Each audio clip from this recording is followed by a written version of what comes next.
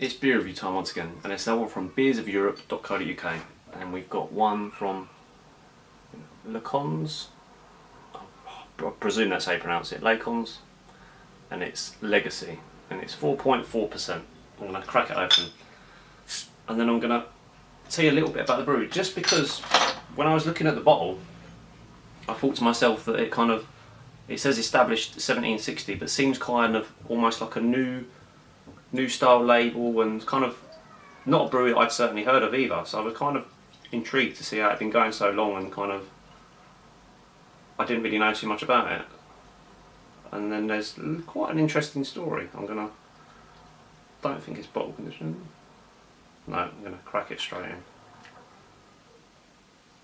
in. Ooh. Nice little citrus aroma, a little bit of bready notes on there. Anyway, let me just tell you about them. So, they have been going since 1760, but it was shut down in 1968 and relaunched in May 2013. And it seems that in 1965, Whitbread bought Lacons for 3.2 million, and it says Whitbread decided to shut down the brewery. Whitbread's brand and trademarks were taken over by Anheuser-Busch InBev, and the Lacons trademark went to Anheuser-Busch and InBev. And then we've got in here that their brewing yeast was kind of held in a Norwich-based collection. It's the National Collection of Yeast Cultures as a backup in case their own yeast was ever contaminated. So then we've got here, it says Mick Carver and Trevor Hurricane of JV Trader Drinks Distributor based in Lowestoft started working to secure the rights to Lacon's name in 2009. Negotiated with Anheuser-Busch InBev to secure the name and its intellectual property. The pair then decided an old Victorian courtyard in Main Cross as its premises for operations.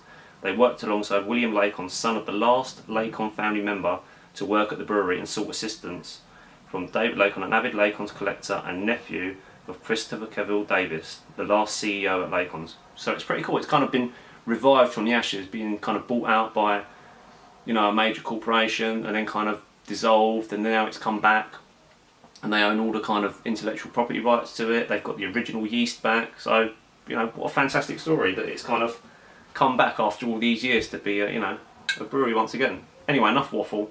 Let's get a taste.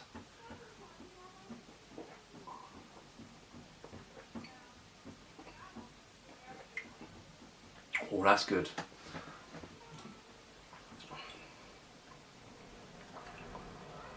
It's got a kind of a familiarity.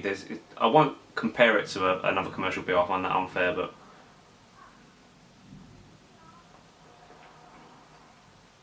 not to say it's the same as it, but it's kind of got that where if I could get this every day in the kind of like a shop near me, I'd be buying it every day. It's 4.4%, which is for me, a fantastic ABV, kind of one of them summer sippers. It's a blistering hot day again today. Probably the last few days of summer here in England. It's got that kind of nice, crisp citrus note to it. Not too much bitterness. Little bready note on there as well.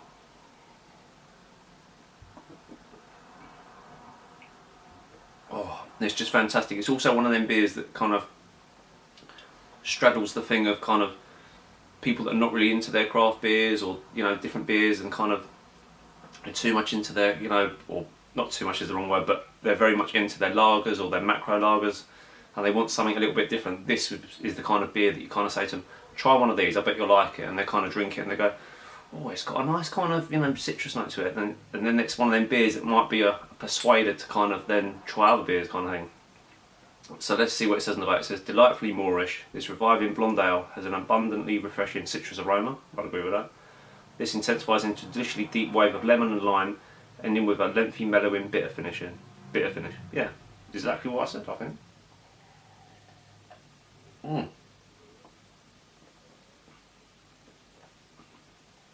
it's lovely. Very kind of soft mouthfeel as well.